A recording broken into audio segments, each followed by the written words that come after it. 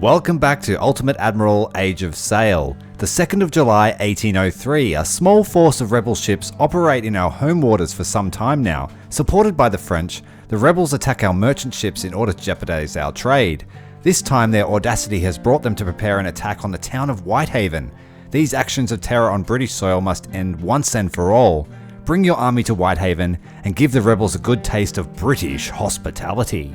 It seems these American rebels didn't get the memo, and the war has been over for some time now. I'm sure that this battle is alluding to the attack on Whitehaven that took place 25 years earlier by Commander John Paul Jones. Captain, our scouts report that the enemy is approaching. Our best chance to save Whitehaven is to hold this ridge and block the enemy advance to town. Make haste, Captain, deploy your men, and get to the defense. As I was saying, this is alluding to the attack on Whitehaven 25 years earlier in real life. And it wasn't a full-scale military battle, as like what you see here. It was John Paul Jones and a bunch of, I guess you could call them privateers, because they had terrible morale and terrible discipline. And they would raid the Irish Sea throughout their War of Independence.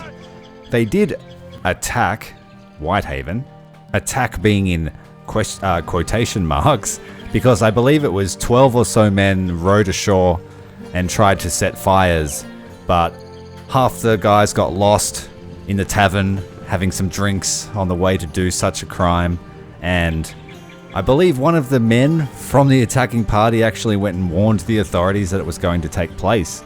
So they got run out of town. Fortunately, they had spiked the town's cannons so that they couldn't be fired upon when they did retreat. But for all intents and purposes, it was just a bit of a pirate raid. I think they then went on to kidnap some nobleman or his wife or something like that, and broke into the house and stole the silverware. So yeah, it was very basic. Certainly wasn't a gigantic division of infantry, which is what I'm assuming we're going to fight, because it's let us bring a lot of men. We have 4,500 men on the field. Got dragoons on the scout, and we're setting up a nice battle line of grenadiers here to overwatch this city. Now the briefing said to keep an eye on the ridge line, but that supply dump there is very juicy, and we want to keep that, I think. We didn't bring much in the way of supplies. I haven't done that in any of our battles. So unless we can capture some of the Yankee supplies, then I doubt we'll be able to do this. We've got to hold the town for nearly 2.5 game hours. So the Grenadiers and the Fusiliers will hold the real front main line, and I'll have my Marine divisions holding to the south as the screen lies. We'll have a couple of Marine divisions up the top there near the mountain to cover any gaps that may form in the main Grenadier line. Dragoons are out scouting in force. We got a couple of Dragoons this time. I wanted to make use of cavalry and see what we could do with them. Nice large unit sizes. I'm going to pincer this skirmisher before he even gets to see where our lines are. Double-sided charge. We should be able to wrap that up fairly quickly. That's an ideal engagement for cavalry. You outnumber the men. 2-1. They have very low melee stat. So I'm assuming it's to do with charge and morale shock to defeat. Yes, we managed to break those skirmishers. We need to shatter them so they don't come back. There we go, shattered. Skirmishers have been a bit of a bane of our existence in most of the land battles. I didn't really participate in the skirmish war. I only really used them for scouting or artillery spotting. This line is engaged with more skirmishers. I'll keep my cavalry up there to keep the town safe and secure. Just until we see how this battle plays out. See what the Yankees are bringing to the field. The last land battle we had was against the French, and the French were a very tough opponent. Will the Americans field anything that strong? Remains to be seen. These skirmish units are fairly large. Oh, there we go. Our Dragoons have made contact with the main force. Lots of Royal Fusiliers. It's a very disciplined force you have there, Commander Jones. He must have brought a whole fleet. Where have they been hiding for the last 20 or so years? The war never ends, hey? Oh well, it's still fun. And we have a reason to have another land battle before the campaign ends, I think. There must only be a few battles left. This is episode 27, I believe. Dragoons going to scout the southern edge there. Get our other Dragoon force to take out these skirmishers. It's a more evenly matched fight, so I'm not sure how they'll take it up, and those skirmishers were charging themselves. Get rid of the scout force. Hopefully we can charge them before they take fire. We've lost an officer cadet from our Dragoons. He's been wounded in action. Cyrus Knight. Well, I don't think we'll see much more use of Dragoons. They have been fairly useful in this battle. The problem is you don't really know how the battles are going to play out, so it's hard to plan your force unless you buy them just before you go on the mission, which I haven't done. I've just had a standing army the whole time. That way we keep experience though, so I guess that's the trade-off. If you buy your army before you go in the battle, you don't have experience. Okay, the Dragoons are a little bit outmatched. Get them out. The rest of the Yankee have brought another force from the north, from the west, and from the south. This looks to be like a very well stocked force. About to make contact with our first unit of Marines. They also have artillery on the field, firing at our Dragoons. Our other Dragoon unit has wavered, so we need to get them out of the fight for now. Relegate them more to a mopping up force. Move forward 3 ships companies, 4 ships companies. Get the artillery to face a new direction. Front line of Grenadiers are taking their first bombardment from artillery off screen. We can't see where those guys are. Our Admiral Jarvis pushing up and leading the charge against the Yankee Marines on the home soil of the Brits. Imagine if the War of Independence had have really gone that far.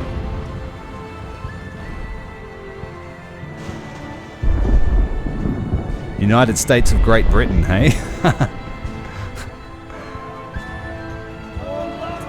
God help us all would be the motto.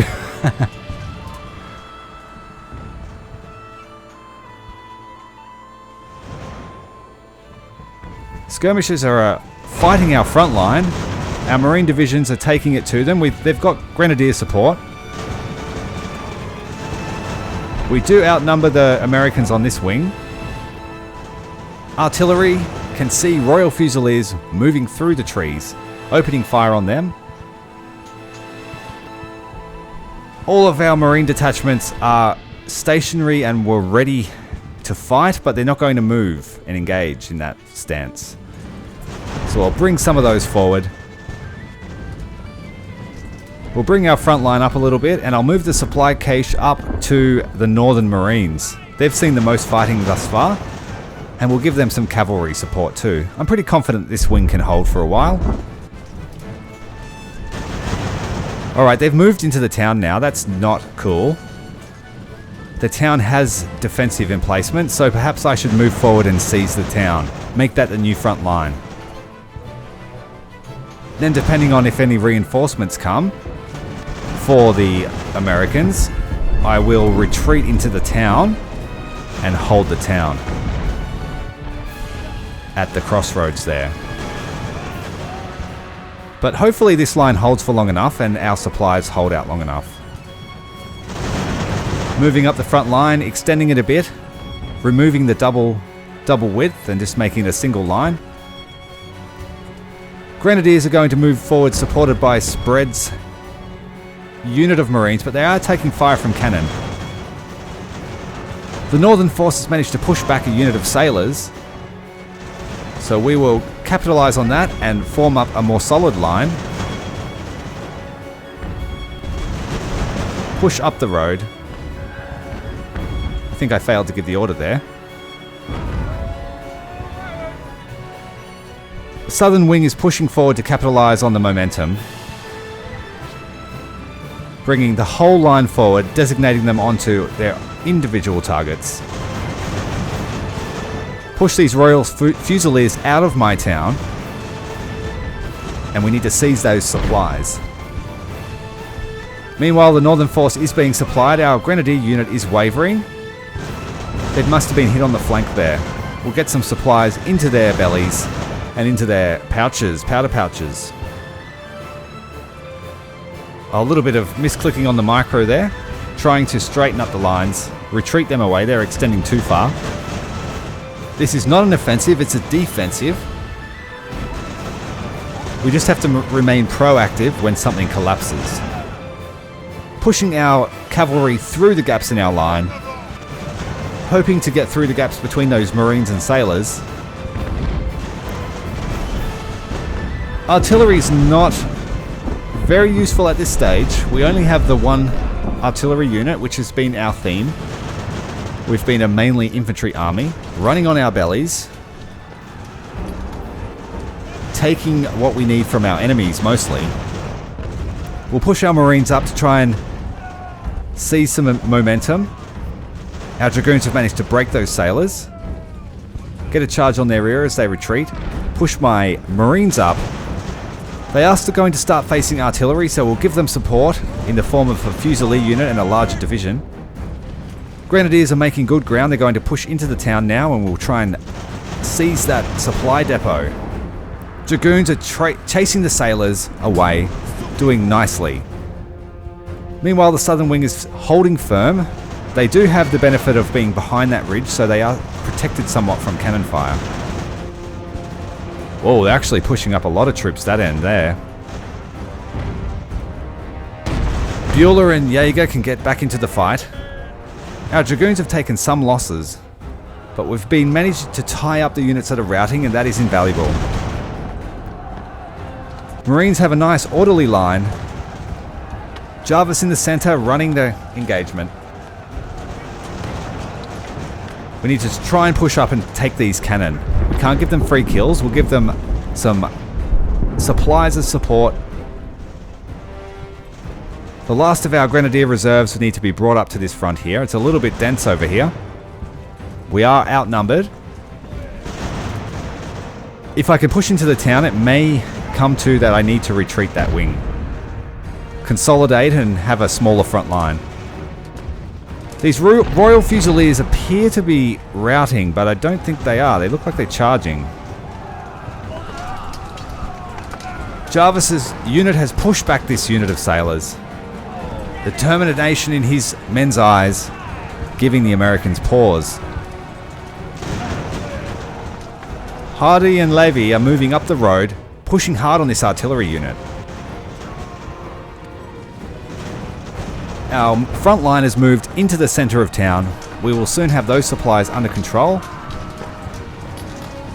And we are taking flanking fire, but we've managed to neutralize the threat of these cannon. Thompson and Brisbane are coming up to give support to their allies' charge. Remove the opportunity for the flank.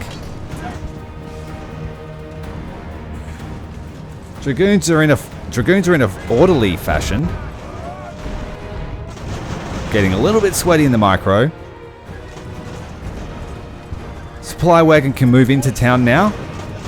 It can restock from the town's cache. Jarvis's men are doing extremely well. Hardy, his men have taken down the cannon. They need to turn about and face their new threat.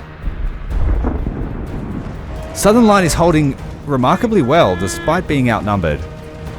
We do have grenadiers up on the ridge, and we've managed to take down one of the American cannon. If we can turn that on the enemy down at the bottom of the hill, we should be able to break their morale. Push up the new front line.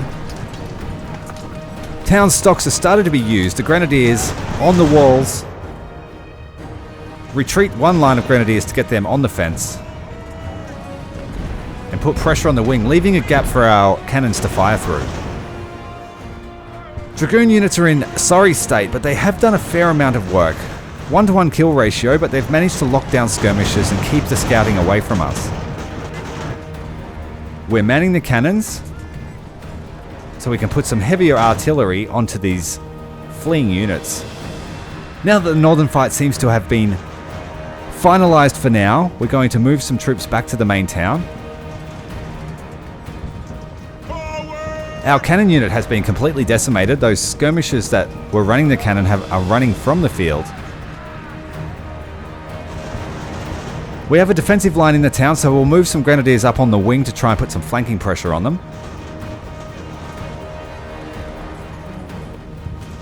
Hardy and Levy with their new cannon going to come back to the center of town while we bring in our existing cannon, and we'll have a bit of a battery going.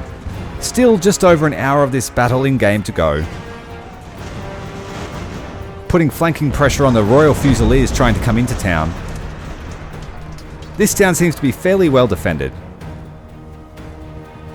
The further we can keep them away from the main town down there in the background, the better.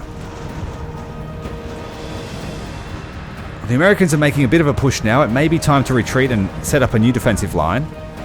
Double quick on the retreat. Skirmishers and everyone else out of the way.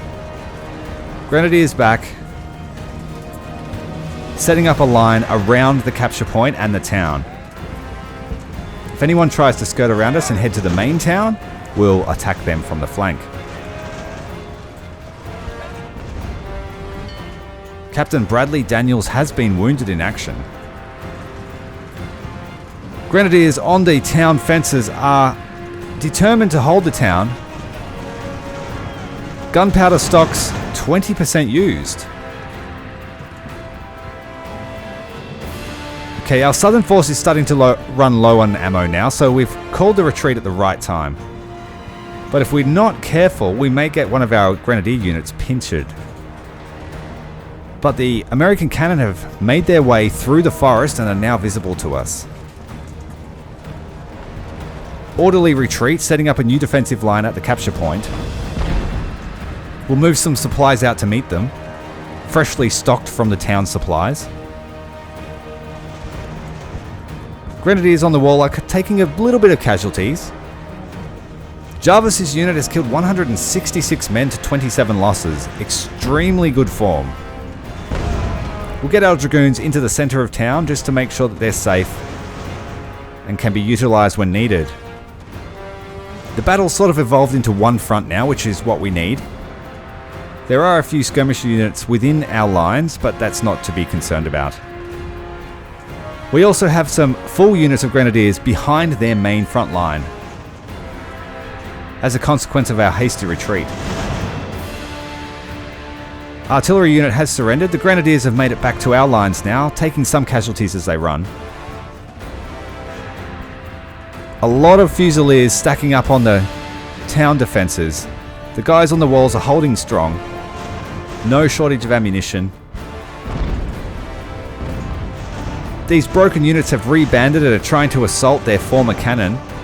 Jarvis is getting through there. He's going to hold up a stand.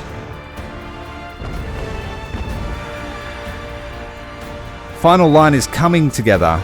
This will be our final stand, I believe. 40 minutes left of the battle. Not many full strength units getting around.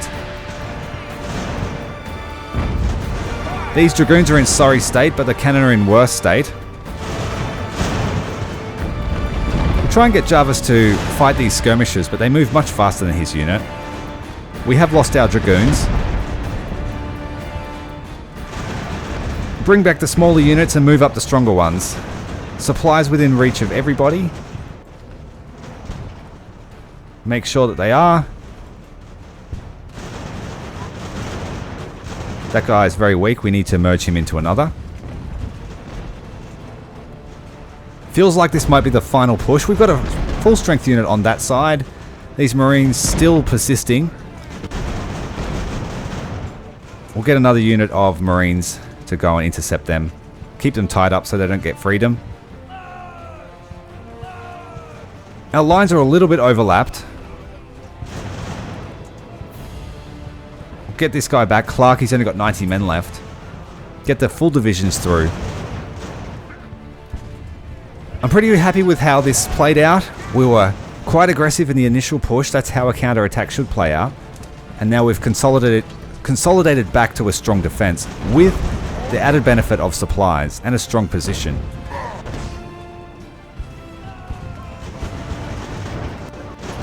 That's how a good infantry force should be used. Dynamic, being able to be fluid in defense.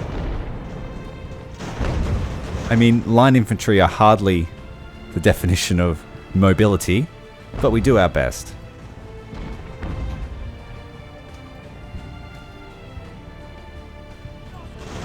Things seem to be coming together. We have less than 30 minutes left on the attack. The main attack seems to be stalling.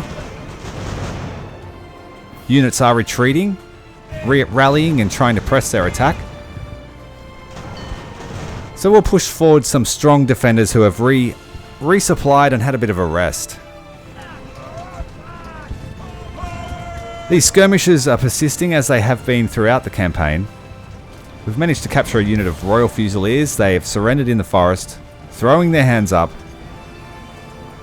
They just want to go home.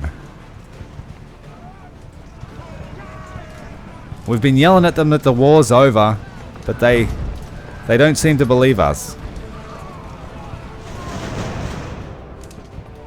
Case of time warp. Over 20 minutes left.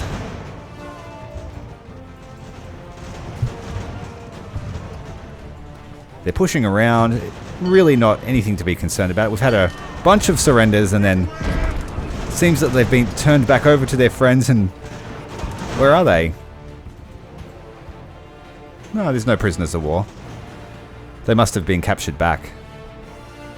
Bit of a bug there. There we go. We've captured those Royal Fusiliers. Get into town, please, or you will be shot.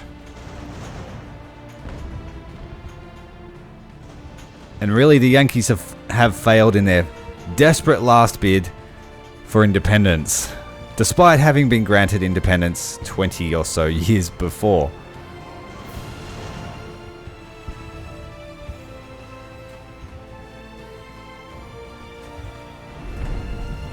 Pretty happy with this outcome. I don't think we need to wait the next 20 minutes. I'll see you at the victory screen.